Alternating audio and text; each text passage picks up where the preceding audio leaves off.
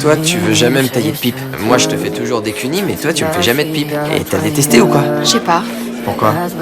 Ton engin, je le trouve bizarre. T'as plein de peau en trop et ça me fait un peu flipper. Karl n'aurait jamais imaginé que si sa petite amie refusait d'aller plus loin avec lui, c'était pour cette raison-là. Elle prétend que ce n'est rien, mais pour Karl, c'est une vraie blessure dans sa fierté. Complètement perdu, il demande conseil à ses grands frères, mais leur réponse va le laisser sous le choc. Donc en gros, y a que moi. Toi qui as vu beaucoup de queues, la plupart sont coupées. Ouais, mais pas toutes. Cette découverte donne aussitôt à Karl l'impression d'être différent des autres, mais ses frères essaient de le rassurer. Tant qu'il se lave tous les jours, ce n'est pas si grave. À peine ont-ils fini leur phrase que Karl semble soudain se rappeler quelque chose.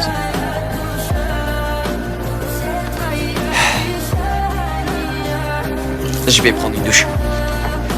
Le lendemain, Karl décide quand même d'aller à l'hôpital pour se faire opérer. Mais contre toute attente, le médecin refuse. Tout simplement parce qu'à 16 ans, Karl est dans l'âge où les hormones partent dans tous les sens. T'inquiète pas, fiston, tu vas très bien réussir ta vie sans être circoncis, crois-moi. Non, j'ai de quoi payer. Faut que je déterre mon fonds d'urgence. Vous pouvez me caser cet après-midi? Sans écouter l'avertissement du médecin, Karl sort toutes ses économies. Puis il s'allonge sur la table d'opération. Mais la vraie épreuve ne fait que commencer. Pour préserver son avenir amoureux, Karl décide de garder ses distances avec sa petite amie pendant quelques jours. Sauf que celle-ci insiste pour le suivre partout. Et une fois que ce fameux délai de 72 heures sera enfin passé, je me mettrai à genoux devant toi et j'ouvrirai ta braguette.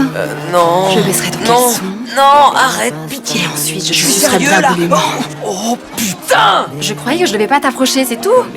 Où tu vas? Faut qu'on aille en cours. Médecin, clinique, urgent. Ouf. Heureusement, Karl arrive juste à temps. Sinon, il n'aurait peut-être plus jamais eu ce genre de problème. Le médecin le prévient. C'est la dernière fois. S'il y a encore un accident, lui-même ne pourra plus rien faire. Mais sur le chemin du retour, la vue dans le métro manque presque de faire perdre le contrôle à Karl une nouvelle fois.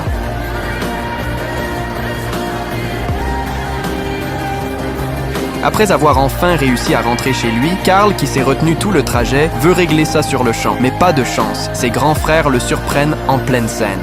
Merde, t'as le gland tout déchiqueté et plein de sang. T'aurais pas dû te faire cette saloperie de circoncision. Ouais, et ben c'est trop tard maintenant. Je peux plus faire machine arrière, alors allez vous faire mettre. Merci de me rabaisser encore plus.